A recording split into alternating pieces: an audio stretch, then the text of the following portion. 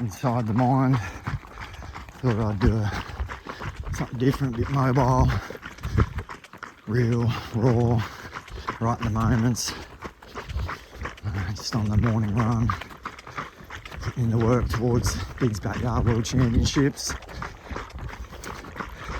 Basically want to just talk about today's topic will be, what it takes to be a champion, the mindset kind of thing, which I've touched base on a little bit before, but the processes, how you can train the mind to do these hard adventures, hard challenges for yourself.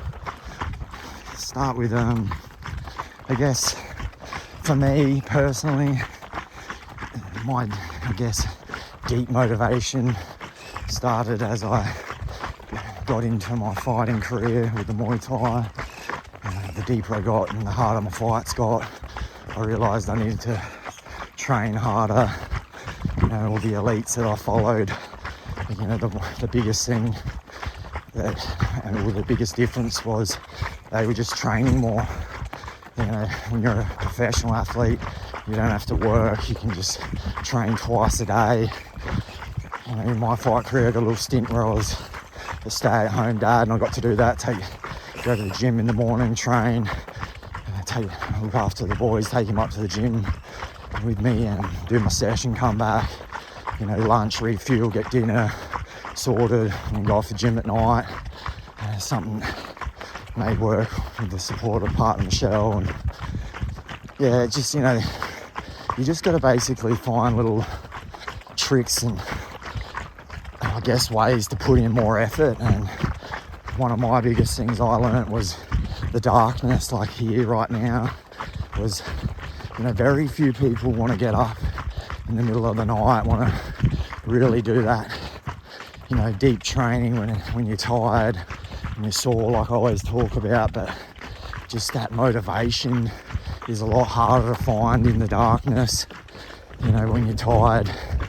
But I found that's where the strength's at, like knowing, the rest are asleep. Like when I was fighting, even Mike Tyson used to always talk about that, why he'd be out there running at 4 a.m. was because he knew that the opponent wasn't. You don't always know what they're doing, but 9 times out of 10 people aren't doing that same stuff. And like now, there's no one up here. So for me, that builds the strength, the mindset of going above and beyond the people you might be competing against, kind of thing. And also just hardening the mind because it's a challenging time. Other ways to kind of get that motivation, I find, is I've used the suffering and the troubled times in your life, when things don't go to plan, because we all get that, is instead of when things aren't going right, whatever it's to do with work, financial relationships, whatever, but using that as the fire. So instead of being down and that's the reason why you can't train, I do the opposite, throw all that in the fire and go, what, that's going to give me more hunger to succeed, to put in that harder work, for one, to try to get out of that situation, but also it builds that strong mindset that allows you to get through the challenges easier. Anyone that doesn't train the body and mind, they're always going to be weaker, they're always going to have things and have that negative energy, they're way less motivated. So that's being fit and strong just helps you get through anything in general. But just when you're stepping up that training, just use the suffering for the fire, and that'll help spark a new level. There's the sacrifice. You gotta be willing to change what you're used to know. So if you're doing something and it's always the same and you're getting the same results and you're wondering why you're never reaching a new platform, it's that you're stagnant, you get comfortable, and your body adapts to some of the suffering. So you got to keep throwing yourself back in that hard work, and that builds the strength. I reckon nutrition is another aspect.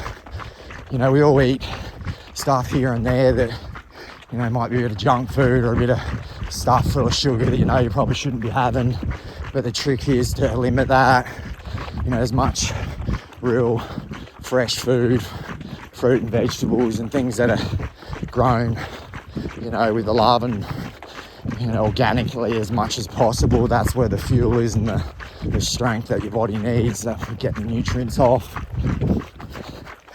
There's also just, I think the main thing that has really, I guess, put the little seed inside my brain is, you know, like, how bad do you want it? Like, you know, you got to get to the point where enough's enough in your life, and, you know, you really got to want to make that change. You really got to want to succeed, you know, not against anyone else, but just for yourself to, you know, if you say you're going to do something, do it. Sometimes you might fall back here and there and might not be able to train as hard on certain days because you're wrecked, but you can adapt and you just keep, you know, chipping away, like I say. And it's just basically, you got to find that little seed and spark inside yourself that refuses to go back to the old you. And that's what we have to do in life. Like, we're constantly evolving, we're constantly, you know, changing as the world changes, as we change as we get older. And it's about adapting to what the situation is. You know, your training, life, there's always a way. So that's the biggest thing too. Don't think for 1 minute just because of what you're doing now, all right, that's it, that's how I train, that's how I've got to do things from now on. Yeah, you might do that for a stint, a program, whatever, but then something might come up in your life, or, you know, situations, injuries, whatever, that makes you have to change and adapt. So what are you going to do? You're going to be broken and then have an excuse? No, you got to find a way around it, find other strategies and actions that are going to help you get better. That's it. I guess, what else can we talk about? Is the hard work, I guess. That's another little aspect. Is it's not going to be easy, and you're going to get times where, you know, you'll be out on the road, or the alarm goes off, where, you know, you start to question, is this the right way you're going? You know, am I doing too much? That's, I guess, up to each individual, and your body usually will tell you, you know, whether you need to slow down or notch back on a certain thing. But most times out of 10, it's just your mind. Your mind will always try to steer you to the comfortable land, as we know. So just keep, you know, checking in with yourself, finding out, is it just the excuse, or is it really that you have done too much hard work? And then if you have, do some meditation, do some stretching. Don't follow anyone else. That's, I always say it again. You follow people, yeah, to see what other people do, but you don't try to follow me and be me. You just got to do you, and that takes time to develop and find who you are. So that's the other thing of how bad you want it. What are you trying to achieve? What are you willing to give up to get it? That's it. So anyway, I'm gonna keep chipping away. That's a little inside of the mind. More to come.